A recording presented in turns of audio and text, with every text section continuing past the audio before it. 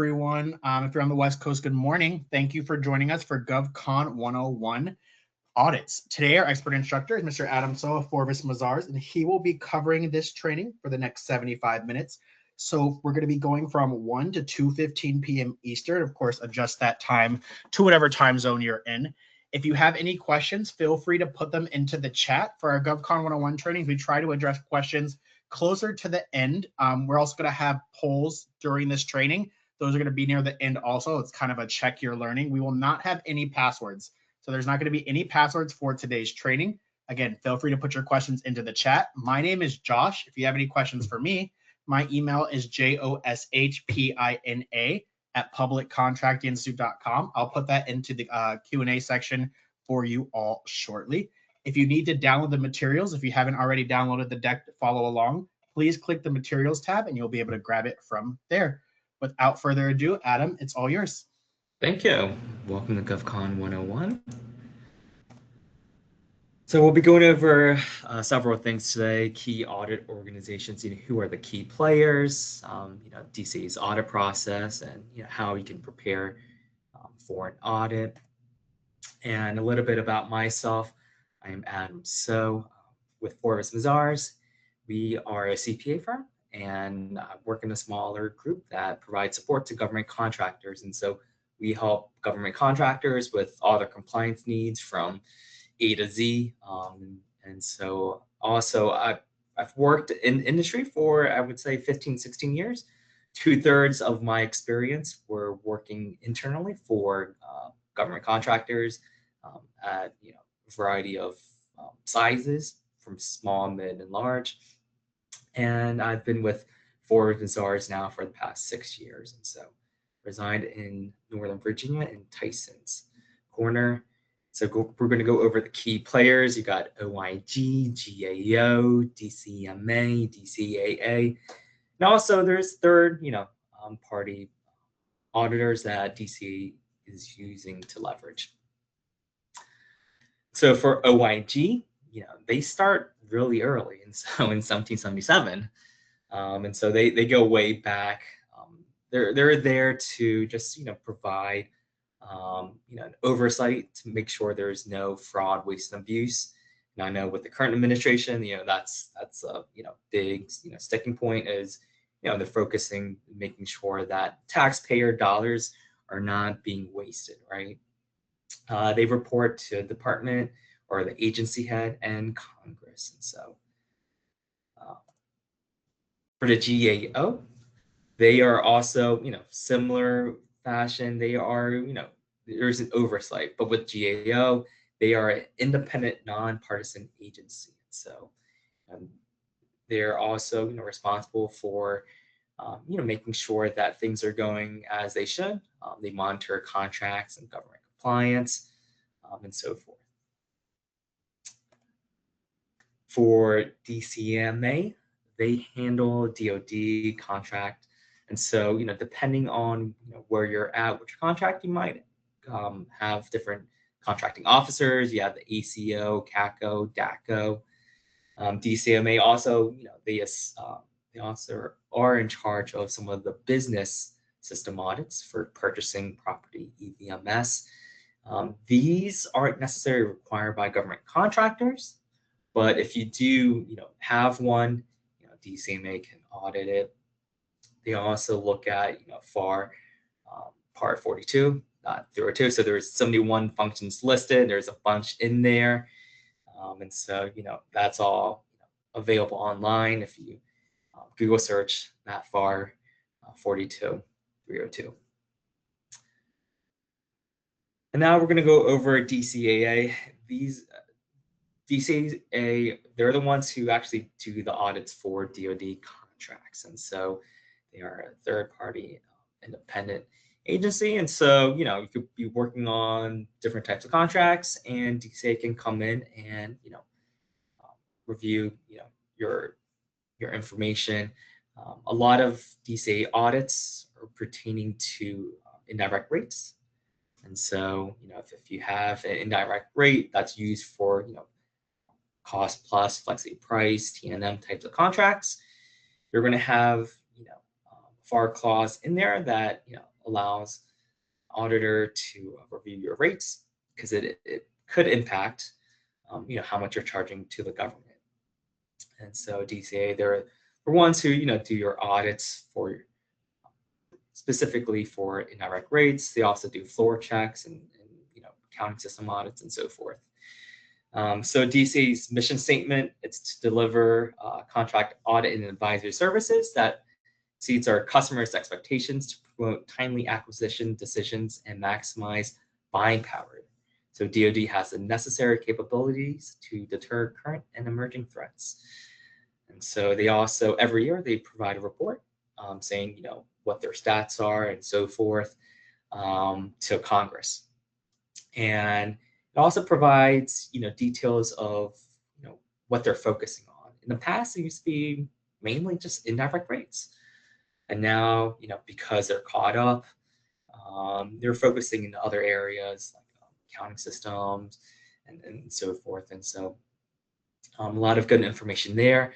Other information about DCAA, they were on a hiring freeze, and a decent amount, I don't remember the percentage off the top of my head, but a decent amount took the government resignation that was offered.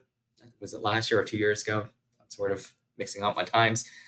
And so they're also on hiring freeze and so forth. And so DCAA, they are smaller in size than what they were in the past.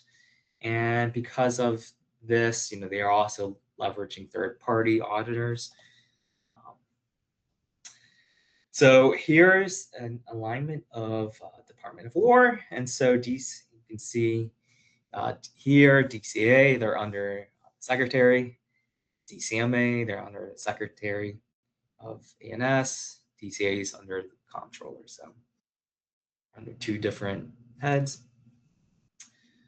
Now we'll go over the contract life cycle involvement. And so this is from the beginning, before you even have a contract that's, that where the government's requesting for certain services or products. And then, if you were to win it, and then it goes to the end where, okay, now, closing out the contract. So in the beginning, you have a request for proposal. And this is where the government's saying, hey, we need X, Y, and Z. We want to purchase this.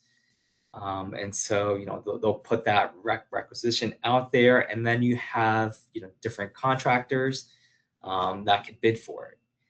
And the current administration, they are focusing on not only your typical government contractors, but they're also focusing on non-traditional government contractors. And so, they're trying to make things easier, less red tape, to encourage more service providers out there. And so, once you decide, hey, we're going to bid for this award, this contract, you submit your proposal.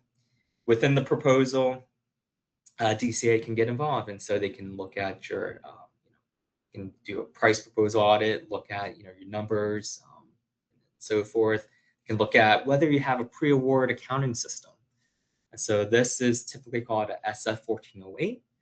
And so there was a requirement for cost reimbursable T&M type of contracts where you need your accounting system to be able to account for costs properly. And so the government, they don't want any contractor to just receive the cost reimbursable T&M flexibly priced contract. They want to make sure that if the contractor who is awarded, that they have the accounting system in place. Does it mean you need specific software for your accounting system? No. I have a lot of clients who use it in QuickBooks for their accounting system. So there is no specific system requirement. It's just more or less how you set up your accounting system, and being able to track your cost accordingly within an accounting system. A lot of it details around your policy procedures, good internal controls, and also a lot of it involves around your timekeeping, right? So a lot of contractors out there, or non-traditional government contractors, I've been seeing timekeeping might be an issue. What I thought in the past, where timekeeping was pretty standard.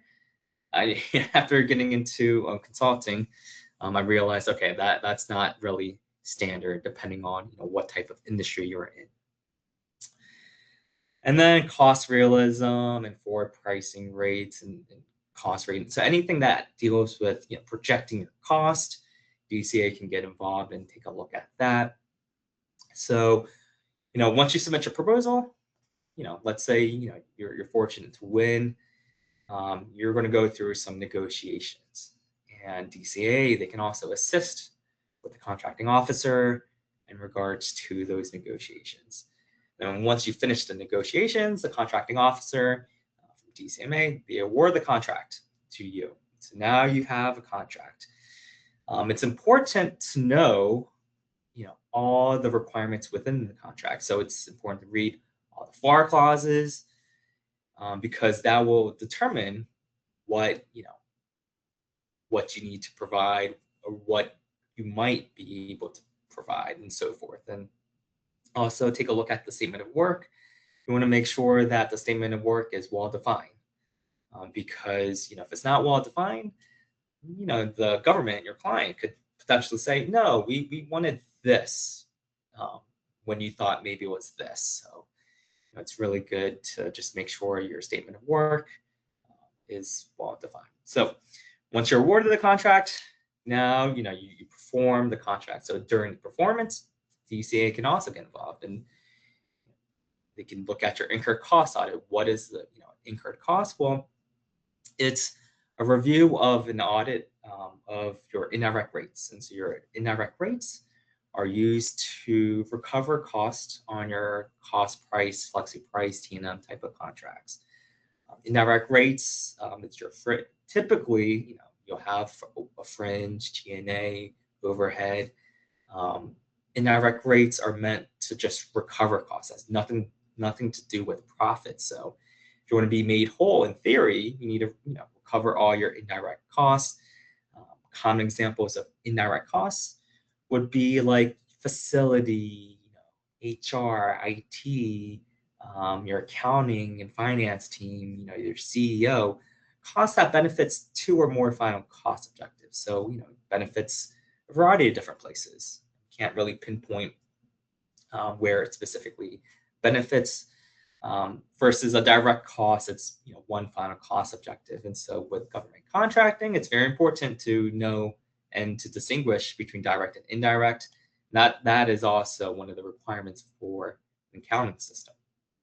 And then you have other things like if you have any CAS covered awards recently, or by end of June. So starting July of this year, the CAS threshold is going to increase. For modified CAS, going to 35 million. For full CAS, it's going to 100 million. So if you have awards that meet those thresholds, you're going to have another set of standards that you'll need to adhere to. So with CAS, typically it's just more or less of just making sure that your accounting is standardized. And so it's shown through your disclosure statements. And so within your disclosure statements, there's 8 parts. It could, it'll go over your direct cost, your indirect rate structure, home office allocation, your accounting, depreciation, amortization, your insurance, pension. So it goes over a lot of things of how you do your accounting. And then, so once you finish your contract, well, you're still not out of the woods yet. You still need to go through a process to close out the contract. And so DCA can also get involved with, if your contract's been terminated, or if you're submitting final vouchers and other things. And so there's a whole set of areas DCA can get involved, right, from the beginning to the end. I think this chart does a good job of illustrating that. So to summarize DCA's basic services, they're going to do a internal control review, making sure that you have good internal controls, As mentioned, internal controls are usually set through your policy and procedures. And so for policy and procedures, there's an art to it. You don't want to write too much where it boxes you in and it puts additional requirements that's not needed by the regulations. On the flip side, you don't want to put too little details in your policy procedures where it doesn't really show good internal controls. And so you want to do it right down the middle. Common example from my experience, working in industry, at one company, we had a policy procedure where if 50% or more of the meal had alcohol expenses, we would disallow all the meal expense.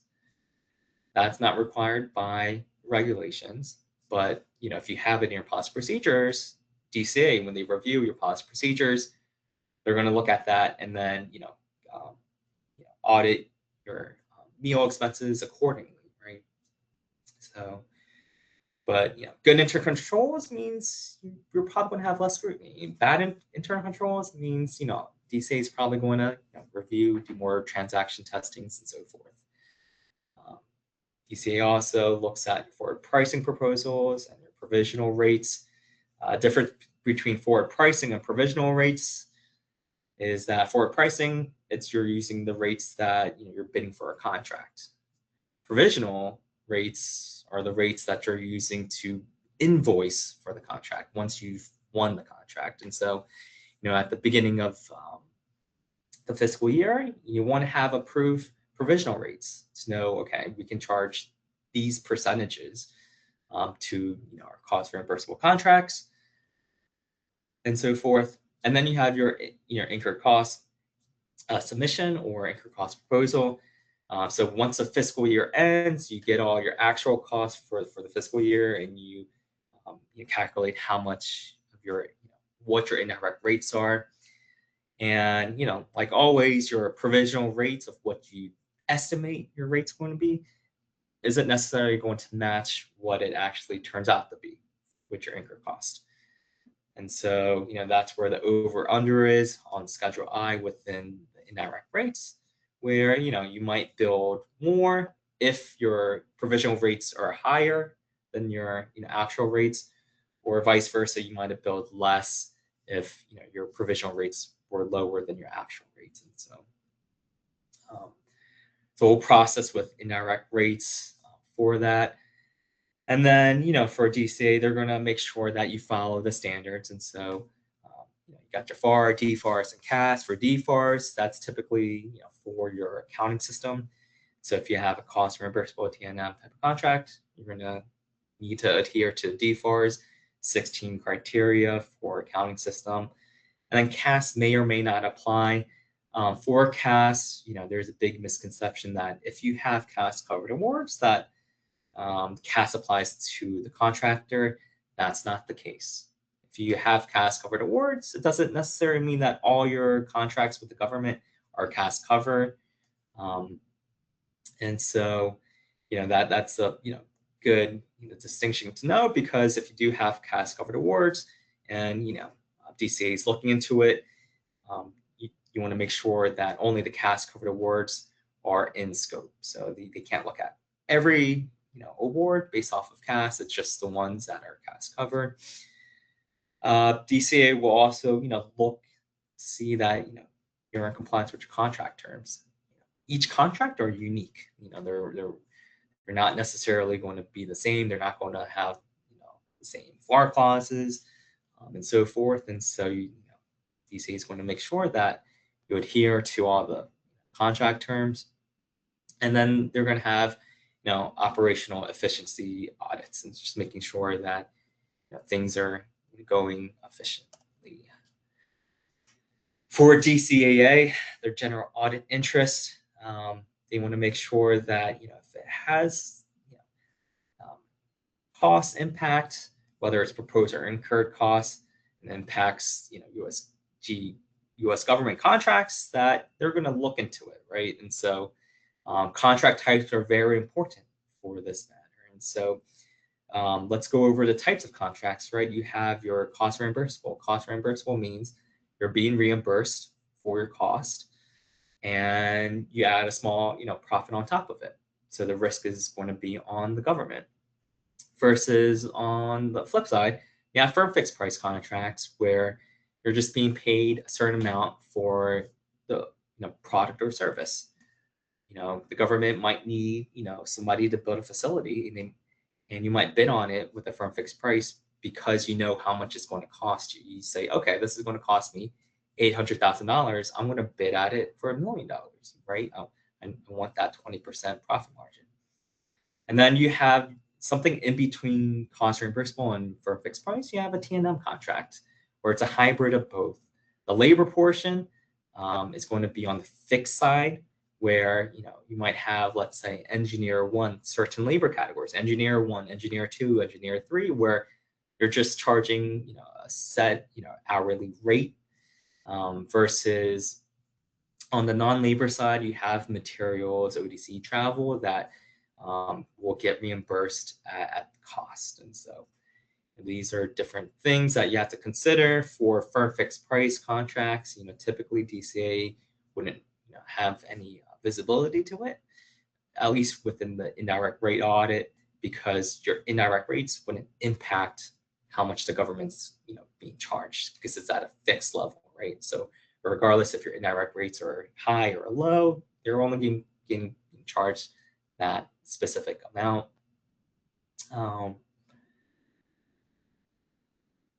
So DC in general, they also want to make sure contractors, are being efficient, right? And so a lot of things that they'll look at is based off reasonableness that we'll go over later. And so, for adequacy reviews, auditors, you might look at your forward pricing proposal and making sure that, okay, you propose that it's going to cost you X amount for this award. Does that make sense, right? What pricing? One of the things that auditors, DCA auditors, can use is reasonableness. FAR defines reasonableness as prudent person and conduct of competitive business. So, keywords here: prudent person and competitive business, right? If you're a competitive business, your profit margins are thin. So you want to make sure that you're finding the best deals and so forth, because it's just highly competitive. And a prudent person would be a person that to me would be a person that would take advantage of all these deals, right? If you're going to buy material for your government contract and there's going to be a sale, you take advantage of that sale, right? It's like, okay, I know I need 500 of these computers for the government contract. There's a BOGO deal going on. Okay, I'm going to take advantage of that. So also with forward pricing, for reasonableness, they want to make sure you compare costs, right? So if you're using a subcontractor, and how they'll ask you, how do you know this is reasonableness? If you provide let's say 2-3 different proposals and you went with the lowest, you can defend, okay, this is reasonable based off of our the proposals that we received from 3 different vendors. Does it mean you always need to go with the lowest? No. You can go with somebody who's in the middle or on the higher side of the cost. But if you do provide an explanation, right? We're going with this vendor that has a higher rate than the other 2 vendors because of X, Y, and Z, right? Maybe they have subject matter expert that can help out with the contract where the other 2 don't, or maybe they have some kind of proprietary research or whatever, right? Something that just justifies paying for, or paying for more. So for pricing, this is something that DCA can definitely scrutinize, but it's not as common as your indirect rate audits. And so for your, final indirect rates, a lot of areas that I see with my clients where auditors are looking at would be, your typical costs or travel expenses. A lot of times with travel, there's a lot of requirements, right? And some of the requirements that some of my clients, overlook would be, business purpose, right? So if you're traveling, what's the business purpose behind it, right? Are you going for a conference? If you're going to a conference, can you provide the agenda for the conference to show that these topics that the conference is for has a business purpose behind it. Also with travel, there's a lot of requirements. Air flights being a good example. You have to go for the lowest air flight, but there are some exceptions, right?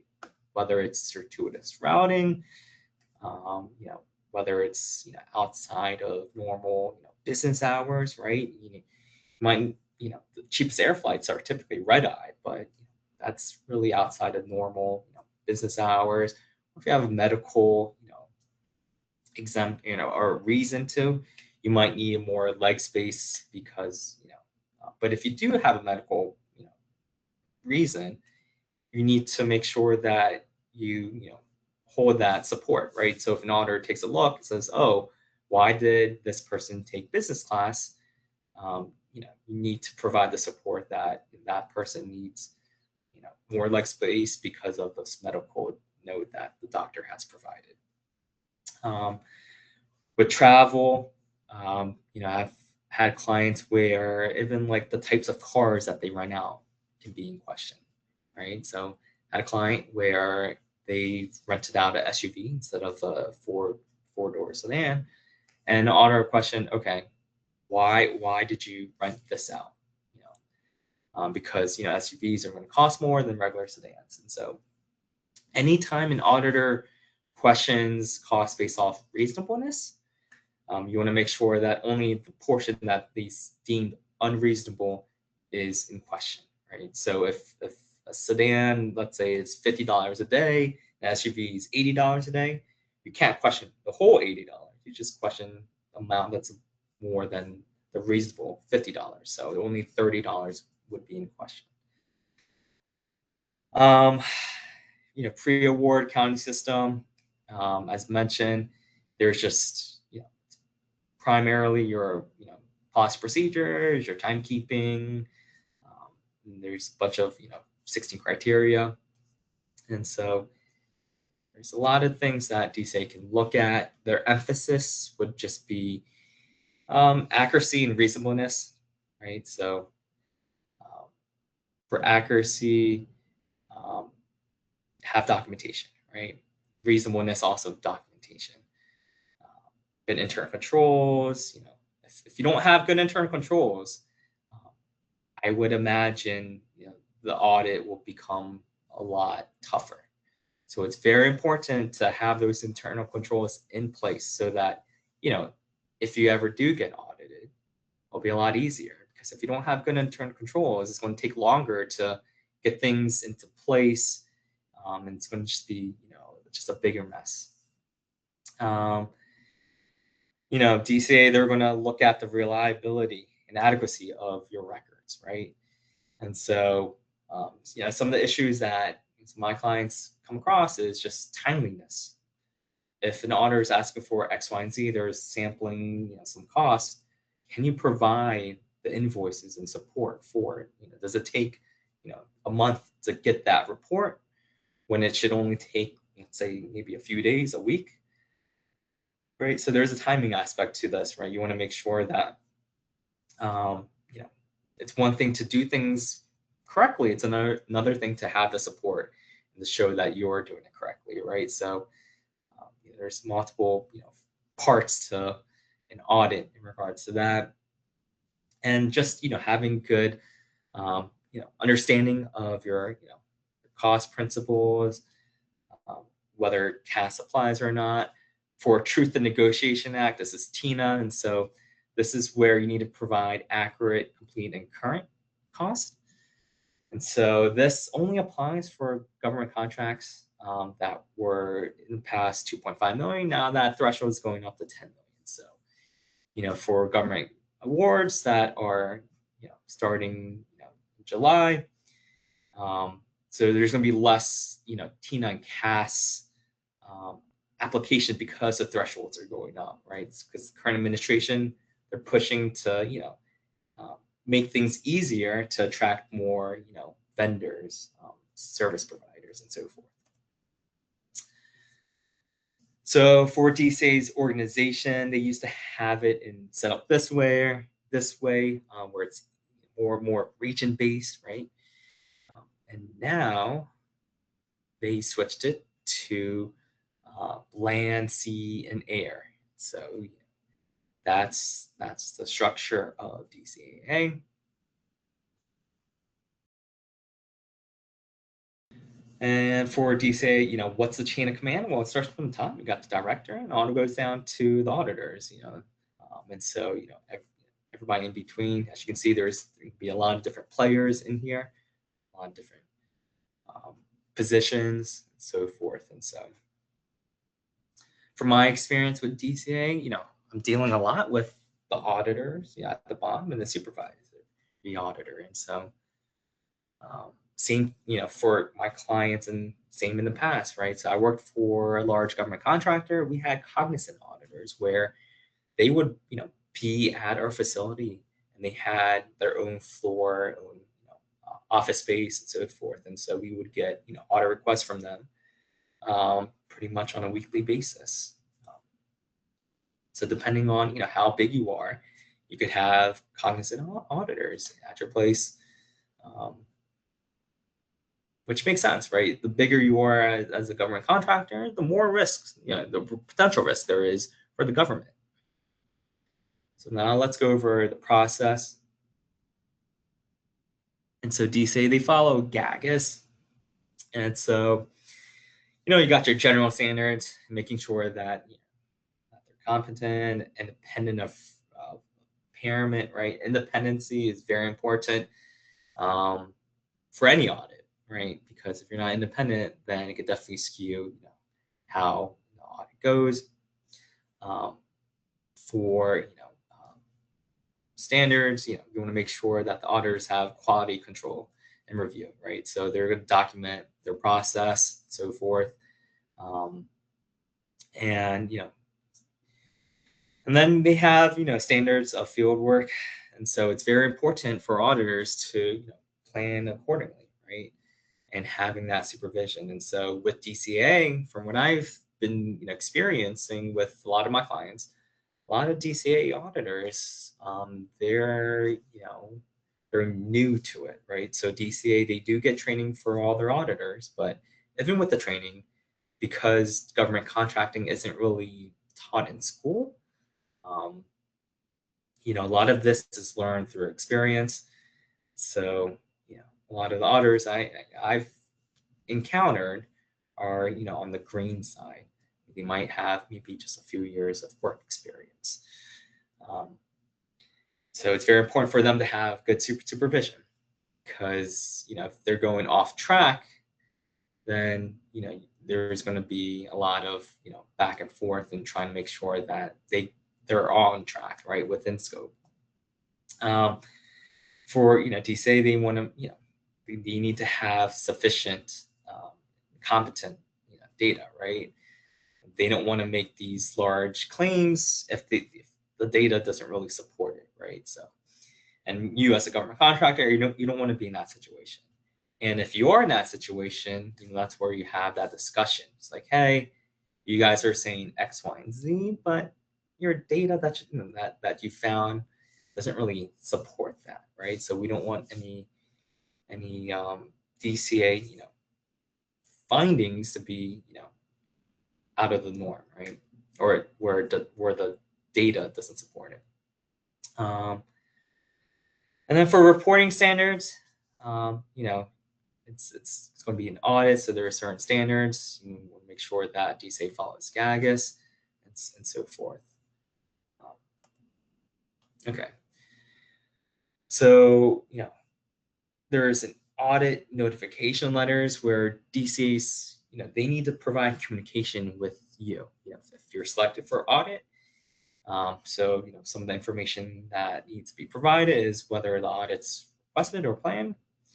You have your audit assignment number, audit objective, compliance criteria, and scope. That's very, very important because you want to make sure that if they're just reviewing this, that they're only looking at this, right? They can find other things, but they're not going to combine two audits into one. It's more of you're just focusing on this. If they do find other issues that might creep into other areas, they might have a different audit for that. But it's very important to know what's in scope. So at my last company, when I worked in the industry, we were going through a floor check, and a floor check is just auditors questioning the employees and making sure that they know the company's policy procedures with timekeeping, that they're charging their time correctly, and so forth, right? And a floor check, because it's unannounced, the questions that they're asking should pertain to within, let's say, a scope of like a month, right? And so during a floor check, I was there, to walk the auditors throughout the facility. And one person, they were asking questions that were pertaining to last year. And I was like, whoa, whoa, whoa. Like, if you're asking questions that are pertaining to last year, that's going to be out of scope because the floor check is at the current moment, right? Because, how is an employee supposed to, have clear memory of what happened last year, right? We're not making assumptions or guesses. The employee can answer questions within, the current timesheet frame, or maybe, a week or two later within the month. That would be reasonable. So it's very important to, let auditors know, and for you to know what's in scope. And if they go outside of it, that, you would mention it. And audit notification letters would also talk about management, auditors' responsibilities, and time frame of things. And so it's very important to know the time frame, because that will help determine maybe how fast or slow the audit might go, right? So then a lot of times, so my clients might have issues is if they have an unreasonable time frame, right? So for the smaller government contractors, they might not have specific people that can just help support the audit full time, because smaller companies, they might not have the bandwidth or number of employees to do that. So it's very important to figure that out. It's like, okay, you want to do everything within a month. Well, we don't really have that capability of assigning people specifically just for the audit. So you want to have something that's more reasonable. On the flip side, let's say for whatever reason, DCA, they give you, let's say, 6 months time frame, but they don't really do their audit until the last month or two, right? So you need to have discussions with the auditors, letting them know, hey, like, you can't just put everything on like full speed at the end when you should have started an audit 2-3 months ago when it first started, right? So it's important to know and push back, because the auditors also need to know that you have a company to run, right? It's not, oh, we have specific people that can support the audit full time. We have a company to run. And so there's a FAR clause where it gives DCA the contractual ability to look at your documentation for 52-215-2. And so this gives DCA the ability to look at your records. If you don't have any government contracts and awards that have this FAR clause, well, they wouldn't be able to look at your records. But if you have cost reimbursable T&M flexi price contracts, you're more likely to have this. There are some exceptions to the rules. So, if you're not exceeding simplified acquisition threshold, which is now 350,000, or you have commercial or utility services. So For commerciality, what this is essentially there are certain products and services that's also sold to the commercial world that may be used for government contracts. And for commerciality, the government will buy it for what it's being sold at market, right? So let's say for a government contract, they need certain laptops, and let's say an Apple laptop meets all the criteria, and that Apple laptop's going for $1,200. Well, you don't have to go through, a potential audit or reasonable test for commercial items. They would be exempt from it. And so, it's the price that's provided, it's the price that's given, it's the price that's going to be accepted. For commerciality, you do want to look at reasonableness and making sure, if let's say the laptop was going for $25,000, when an alternative laptop that has similar criteria might be going for $1,000, right? There's a reasonableness to it that you also want to make sure you're following. But in general, for commerciality, auditors shouldn't be looking at,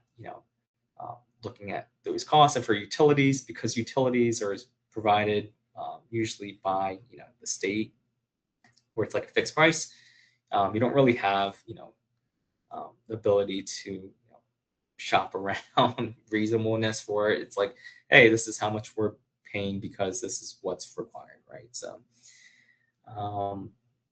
there are some exceptions to audits. Okay. Now we're going to go over pre-audit process. And so, you can request for an audit, where you want, DCA to take a look into it just to make sure you're doing things correctly. I typically would advise against that, just because, you can have somebody else take a look, where it's like a third party, such as Forvis, because, if the audit finds question costs and there are other things that could definitely hurt, right? So, for DCA, they're going to have an audit team, right? So we went over the auditors. So aside from just the auditors and supervisor, you have your branch regional audit manager as well. And with DCAA, because there's different types of auditors, you might talk to some of the higher auditors, or you might not, right? So if you have some things where you don't agree with the audit findings, you might be talking to the other auditors as well. The audit team, they're going to look at your risk, right? So for the contract types, if you're 99% firm fixed price or commercial contracts, government really has low, you would be considered low risk, right? Or even 90%. I personally would see it as low risk. I've had clients who were 90% firm fixed price commercial and still audited. So just because you're low risk doesn't mean you're not going to be audited, but the probability goes a lot lower. So if you have cost reimbursable T&M type of contracts, then your risk is definitely going to go up.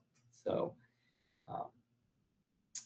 also, significance of costs. How much costs are you incurring, right? If you're just $1 million or $2 million, the risk is very low. Because even if you were doing things correctly, I mean, the potential harm to the government is not going to be that much compared to a company that's doing billions of dollars every year. And so, based off of how much cost you're incurring, that definitely will impact your level of risk. Also, whether you have an improved accounting system or not. If you have an improved accounting system, your risk goes down. And then also past audit experience, right? This is sort of like your report card grade of, what you received in the past. If you've done well in the past, then, your risk definitely goes down. If you haven't done well, there's going to be higher risk, right? So I think that's pretty self-explanatory in regards to risk assessment. And for the audit, you definitely want to always have a face-to-face entrance conference for you as a government contractor, and with DCAA. And part of it is to, put a face to a name for both ways. And also, just making sure that there's no miscommunication up front, right? A lot of miscommunication can happen over email or phone, but an entrance conference is sort of a good way of just making sure, things are going well. You can look at body language and so forth. Okay, so now during an audit, GCA, they're gonna, conduct their field work. They're gonna have the specific audit program. Let's use, indirect rate audit as an example. They're gonna have all these steps and things that they're gonna look for within their audit program. They don't necessarily need to look at every step, but I would imagine they would look at, a good amount depending on, what their analysis is, right? So if they see, hey, things are, looking good, your indirect rates, tie out to your trial balance, your GL detail, and your base, equitably distributes your pool, and things make sense. They're probably not going to, scrutinize your indirect rates as much. Versus if you can't segregate your, unallowable costs, and you're having a hard time providing, other documentation or support, they're probably going to go over more of the audit program. For DCA, definitely have a walkthrough, right? Because in the past, from my experience, DCA auditors, they're going to see it from, what they've experienced and what they've, seen. And sometimes that doesn't necessarily translate to your company, right? So, had auditors for some of my clients expect certain reports. Hey, provide us X, Y, and Z because we want to look at, this and this and this. But you might not have those specific reports that maybe only the other companies have had. So, it's important to walk through the auditors to, provide them, what you can do, and if they have any additional questions, what you can't do. And sometimes, they'll have expectations that doesn't necessarily match, your company.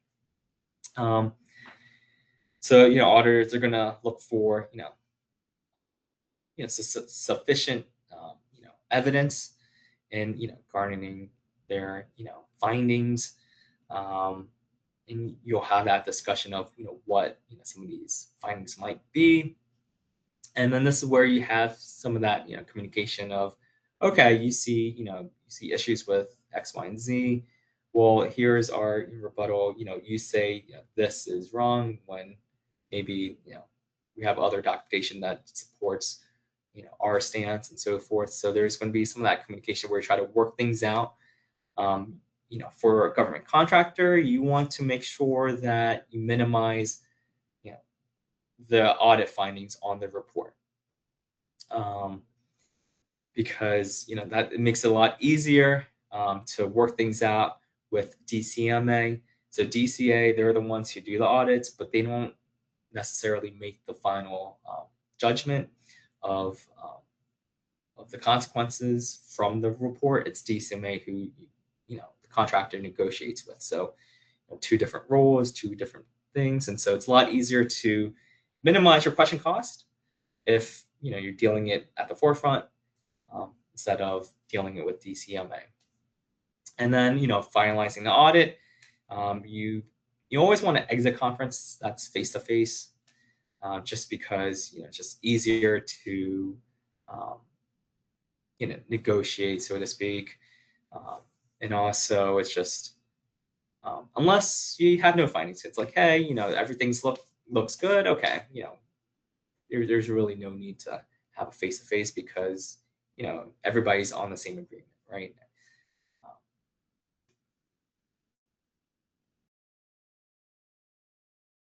Okay, so for general audit rules of engagement, mentioned, communication really plays a big role, and so you want to deal with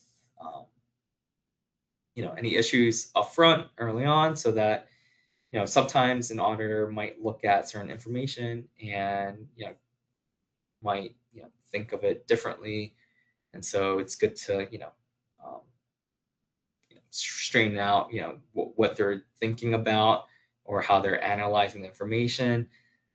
Communication also great for more efficient and timely audits, right? So if you're realizing, hey, the auditors aren't really responding to us, or you're not responding to them on a timely manner, this could impact the time frame that they've provided, right? Where you want to have a good flow back and forth.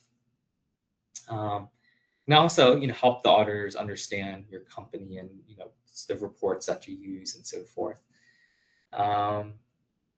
So there's a lot of benefits to communication. If you're not having communication, that's where sometimes issues can arise. And then quality of the evidence, so there's different, I guess, quality depending on the source. So if it's obtained from an independent source, that's going to be more reliable than the evidence obtained by the contractor, right? So if they're doing sample testing and they ask a third party where you bought let's say all these materials from, provide past invoices, that's going to be more reliable, because it's going to be less likely where that information has been distorted or changed, and so less probability of fraud, so to speak. Evidence obtained under good internal control structure be more reliable, right? Because good internal control means that the company is self-regulating better. So, which means that they're finding issues on a timely manner, and that they're fixing it, right? So if you don't have good internal controls, then the evidence is not going to be as good. And then evidence obtained through physical observation, examination, computation, inspection, it's going to be more reliable. And so, from my past experience and my current experience with my clients, this plays a huge role, bigger role than you would think. And so when I worked, in industry with the cognizant auditors, they would, sit right next to me and say, hey, pull up this report. And, I'll pull up the report with them sitting next to me to show, and then email it to them to show that I didn't do anything to alter, the report. I've had clients where the auditors are saying, hey, how do we know this report, this spreadsheet, hasn't been altered or changed? And so, I would always suggest to my clients, do, Zoom or Teams meeting and share your screen and show them, okay, these are the buttons I'm pressing to pull up the report. Here are the numbers, I'm going to email it to you directly.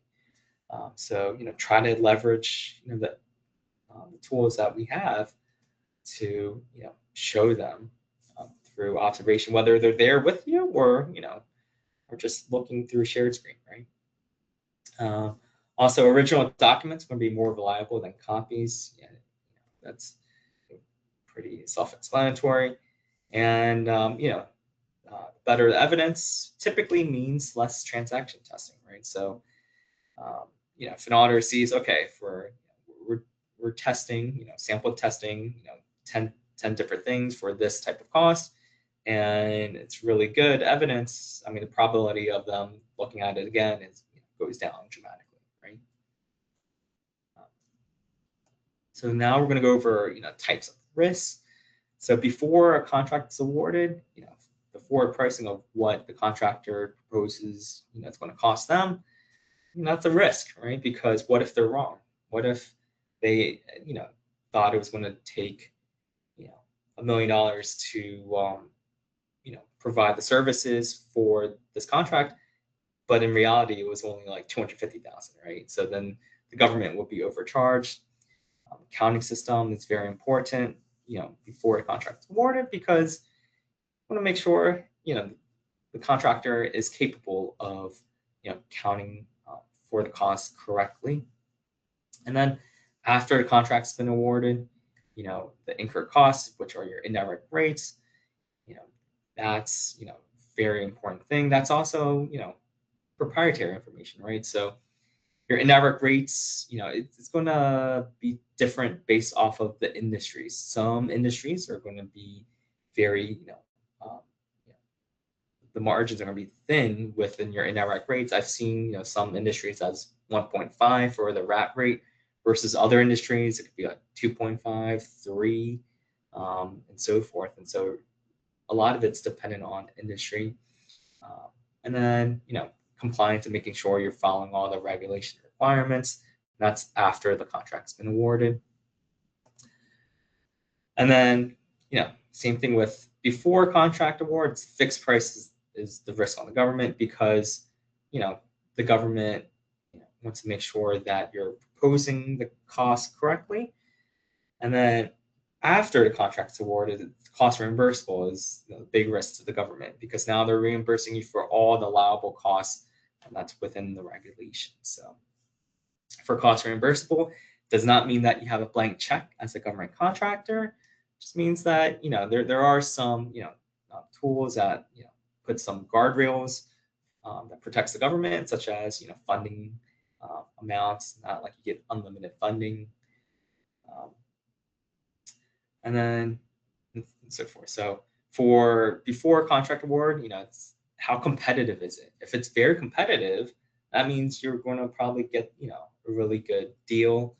If it's not competitive, then you're just sort of making the government's making that decision based off of maybe one or two um, potential providers versus when the contract's been awarded and sole source. That means this company might have only the expertise to provide the services or products, or might be the only company that can provide it within the time frame that's required. So there's a lot of challenges for the government where maybe a sole source, they might cost more than what they should, reasonable amount, right? And then for audit opinions, for GAGAS, you got unqualified, qualified, adverse, and disclaimer. For government contractors, you want unqualified.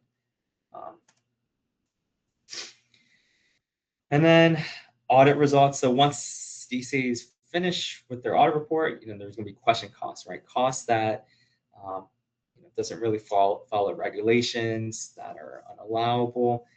You want to avoid explicitly unallowable costs because there's bigger penalties for that.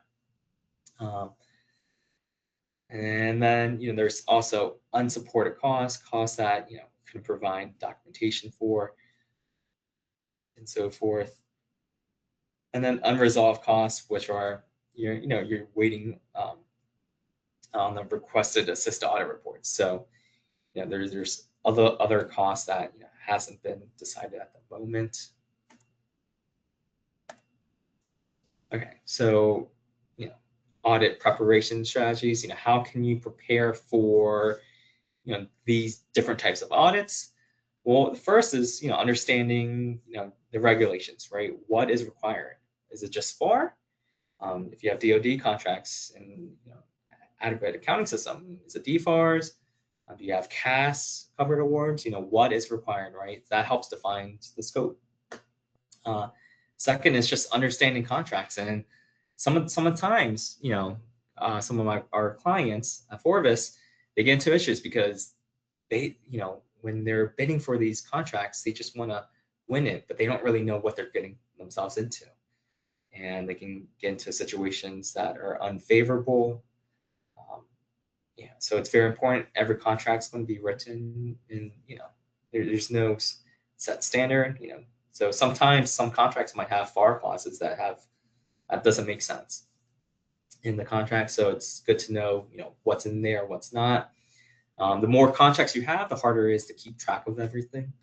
So you want to make sure that, your contracts team is, making sure that they're on top of it.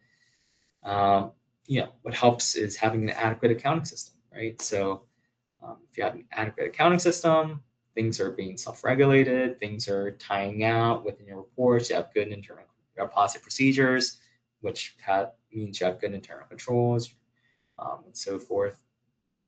And so it's a lot of things you could do to prep for it and make sure you're doing things correctly. Another thing that helps is just being timely in your response to the auditors, right? So if they're asking you, hey, can you provide me this support or this request, that and they typically provide a time frame of when you should provide it. If you can't provide it within their time frame, just let them know. Be like, hey, I'm going out on vacation. Can I provide it when I get back? And so that's where that communication is very important with the auditors and letting them know, hey, I might not be able to respond in time because of X, Y, and Z. Good thing also to have is just having somebody that just keeps track of a log, right? So having somebody that will make sure that there's no request that gets left out or falls through the cracks, and that everybody or all the requests are being tracked. So general audit survival kit, things that would definitely help. So aside from accounting system, which we talked about, and policy procedures, employee training. This is very important, right? Some trainings are important where maybe you should have it on an annual basis. Common annual trainings would be like timekeeping, maybe HR and other things. Right now, security is becoming a big issue as well. So just making sure that not just you have the structure in place, but you're enforcing that learning and training and requirements to all the employees at the company. So, strategies that help, with start of an audit, having one person, who knows the company, who knows, different people at the company, where they specialize, be the focal point. So that person's going to get audit requests, and then that person can dish out each audit request to the proper individuals or groups or departments, right? Another thing that's helpful is just knowing where the auditor is at all times, right? Knowing where they are within their audit process. And so if you're going through an indirect rate audit, you have a checklist, knowing what part they're going for, just to make sure that what they're looking for is within scope, or what it might look for certain information that might be incorrect. So it's knowing A, what they're looking for, and B, where they are within the whole process. So sometimes you have to provide the auditor guidance of, okay, if you're looking for this, this is the evidence, support, and documentation that I can provide to help support that, instead of something else. During the audit, you want to make sure that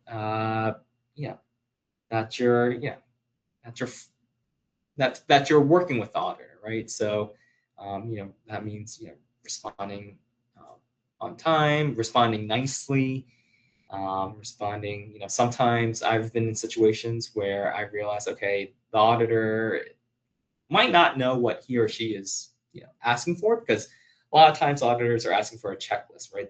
You're just trying to check the box. So I would have that conversation. Okay, if you're looking for this, maybe I can provide you this. Another thing is, don't try to do the auditor's work, right? So this is where it helps knowing what's in scope, right? So if the auditor is telling you to do their analysis for them, that's not necessarily your what you're required to do. You can make the business decision to help lead them to to where you want them to go. That's on you. But in general, if they're asking for things that are that the auditor should be doing themselves, you can have that discussion with the auditors. Have all the documents that are provided to the auditor in backup folder, just so that you're well aware of what was provided, right? So if an auditor says we didn't provide this support, then you can go into your documentation and be like, we provided this on this date, right? It's also good just to have general minutes, just details of what's been discussed, and so forth. And then when you're finishing up the audit, you have an exit conference, but like mentioned, if you don't have any findings, you don't really need to have a face-to-face.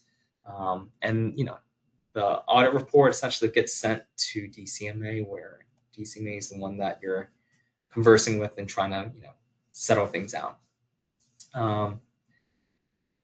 So just things to consider is professional relationships. Sometimes it gets frustrating. Sometimes you also want to make sure there's boundaries, right? Where not buddy and they're not your enemy, but you're providing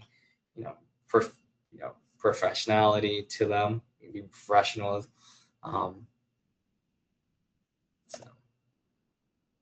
Okay, so some situations where you may come across some issues is your chart of accounts, and so common but it's not required way of structuring your chart of accounts would be like your 5,000 accounts would be your direct cost, 6,000 fringe, 7,000 overhead, 8,000 G&A, 9,000 unallowable.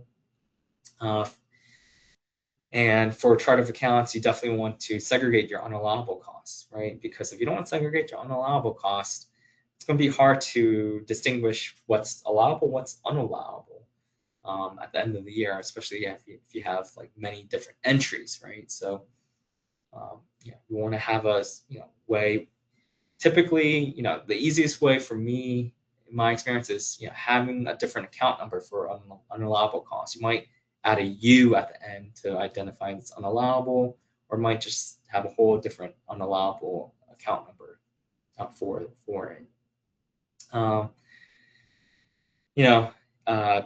One of the accounting system requirements is knowing what's direct and indirect, and so you want to have clear guidelines of distinguishing between the two, and that's very important. And just making sure that your estimates and budgets have some backing to it, where it's not like, oh, okay, this year we're expecting our indirect rate to be a certain percentage. It's okay, why is it going to be a certain percentage, or why are we increasing our cost in our indirects, or why are we increasing our costs in our direct? So that's going to help determine whether your rates go up or down. So you want to have proper documentation to show why you think your rates are going to go a certain way. How to stop audit problems. It's a lot of things that we just talked about, but in general, good internal controls, right? Okay, so for just because of time, we're going to skip a few things. Okay, so for simple rules, so if you're highly stressed when you're under audit, it might mean that you didn't set things up properly, and so or even the thought of having an audit. So compliance, a lot of times it's sort of put on the back end because it's not really billable type of work. It's more of how can you prevent from having question costs.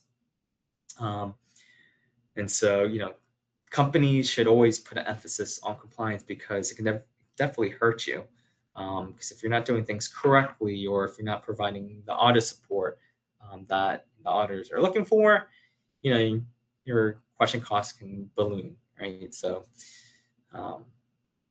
and also tone at the top, right? So if the high end employees at the company aren't taking compliance seriously, then people below probably won't take it seriously either. So it's very important to have that level of importance for compliance and making sure that following things with good protocol. There is a bunch of resources on the web, and a lot of all of this is free right here. So things I want to highlight would be DCAA, and so they have your contract audit manuals, audit programs. This is where they'll provide what the steps of their audits, what they're looking for, and then you got your FAR and DFARs, and CAS is also available online, just so that get accustomed to it and know what the requirements are. So we have 4 minutes to finish. So we have your check your learning. We'll go over each question. So number 1, which organization is primarily responsible for auditing DoD contractors? So it's not GAO. They're just more of oversight. It's not DCMA. They don't do the audit. And it's not OIG. It's going to be DCAA. So and DCA also uses third party. So you might get DCAA, you might get a third party auditor. Then number 2, do we have poll questions for this? Yes, we do. You can put those up now. The first one looks like it didn't register, so I can put up the second one now.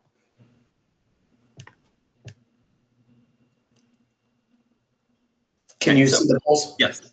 Okay. Yes.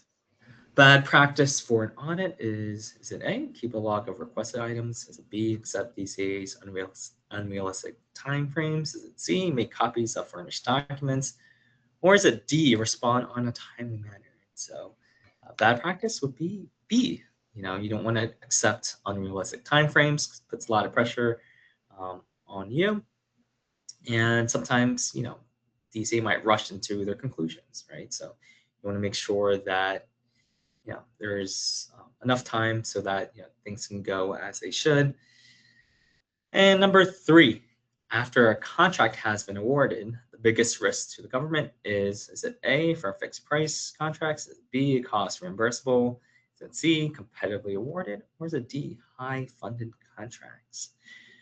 And so after a contract has been awarded, and the answer is B, cost reimbursable contracts, right? Because the government, they want you, the government contractor, to be efficient and effective with the cost that you're spending, because that cost is being charged to the government. So as long as it fits within regulations and the contract terms, government wants to make sure that you're doing things efficiently and effectively. Number 4, audit problems most commonly occur when is it A, auditors request too much information, B, internal controls are strong, C, cost estimates are realistic, or is it D, unallowable costs are not properly segregated? So yes, the answer is D. So you want to make sure that your unallowable costs are segregated, and also your direct and indirect. That's very important. Things within the accounting system that some of the criteria.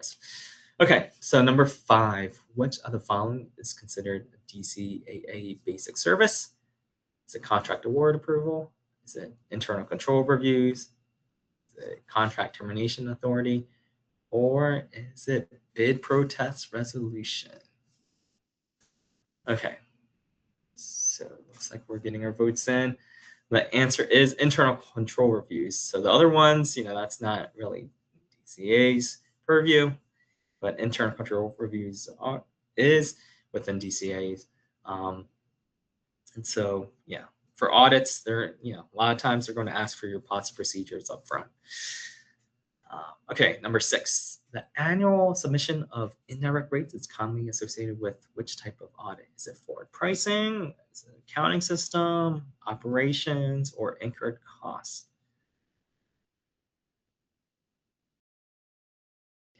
Votes are coming in. So,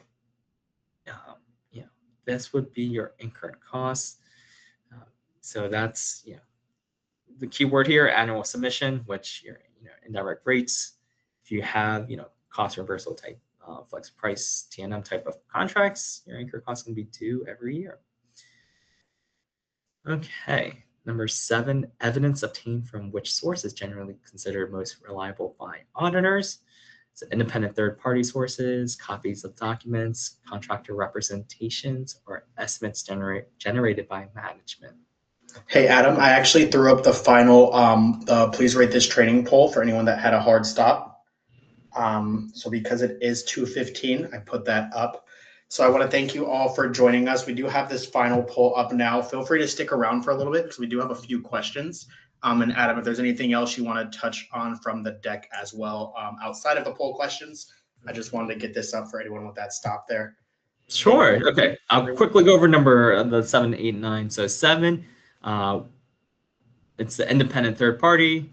For 8, which audit phase includes perform walkthroughs and developing potential findings. That's B, during the audit. And number 9, under DCA's rule of engagement, communication during the audit is important primarily to improve audit efficiency and understanding, right? It's very important to have that communication because auditors can have their perspective of things and might not necessarily apply to your company. Okay, so I'm going to start with questions. Okay, so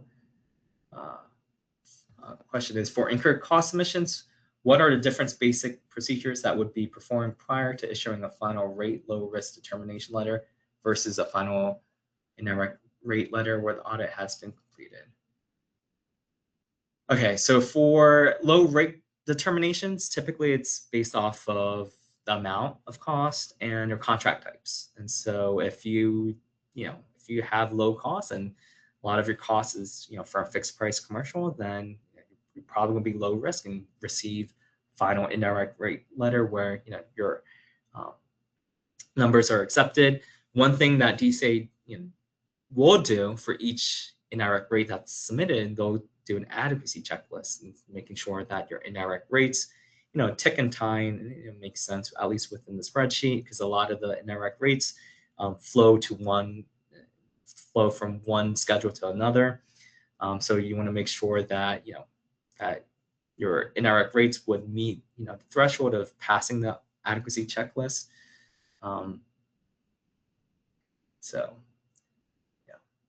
Cost and contract types, main 2 things auditors will take a look at based off risk. Number 2, if you think a newer auditor is overstepping or going off track, is that something that you think is better dealt with by talking to the contracting officer, or is there another process you recommend? So contracting officer, the CEO is not going to be DCA, so I wouldn't try to go into that route. It's more of, hey, let me talk to the auditor and ask them, what are you trying to look for? Trying to get an understanding of what they're looking for, and communicating, okay, that's not within scope. If you don't get it with them, talk to their supervisor, right, and then have a discussion with their supervisor. And typically, that will help resolve things. But I wouldn't ever recommend going to the contracting officer for it. But if it ever becomes an issue where it's like, okay, DCA, they stand on their stance, and we stand on our stance, DCA is not the one who makes the final judgment of question costs. That's where you have a discussion with DCMA, and that's when you have that discussion. Sometimes, unfortunately, DCMA might just rubber stamp things, just agree with DCA. If that ever gets to a situation where you don't agree with DCAA's findings and DCMA's, substantiating that, finding, then you could potentially go to court. So a lot of times for most government contractors, lawyer fees are not cheap, so you want to avoid it. But for a certain cost, it might make sense. At Forvis, we use a lot of court cases to help, defend our stance. So court cases are great because it provides, the court's opinion and how they view certain, situations. Okay. Third question, is it possible to negotiate any part of DCA audit? Yeah, that's where you have the communication discussion, and just trying to, resolve any misunderstandings or any other issues with them. Do it before they have it into their final report. Next question, is a contractor allowed to minimize or change the scope of DCA's audit? You wouldn't be able to change the scope, or minimize. That's more of, be more of an independence issue. It's more of, you could try to, provide just good, good documentation so that they'll do less testing. And then last question is, what should we do before, during, and after a DCA audit? What should we not do before, during, and after a DCA audit? Yeah, there's a lot of things you shouldn't do. We went over what to do. I guess what not to do. I think in general is just not have everybody on board, right? So you want to make sure that you're prepared as a government contractor to go into the audit. And if you don't, bring a team together and have a plan, like discussed before, you have that one person of contact that can keep the track of all the audit requests and so forth. A lot of if there's a lot of requests that come in, you can be overwhelmed because trying to figure out, okay, what's still outstanding, what's not, what have we requested. So it's very important to just get the team together, just so that logistically things will go smoothly for the audit. So I think that's so if anybody else has any other questions, feel free to contact me. My contact information is, this is some of our contact information, but my contact information is at the beginning of the slides. And so it was a pleasure having you guys, and I hope you have a great week. So thank you. Thank you, everyone, for staying on for that extra time there. And thank you, Adam, for answering those questions at the end. If you do have any PCI-related questions, you can also email me at joshpina@publiccontractinstitute.com. I hope you all have a great rest of your week. Thank you so much, everyone. Thank you, Adam.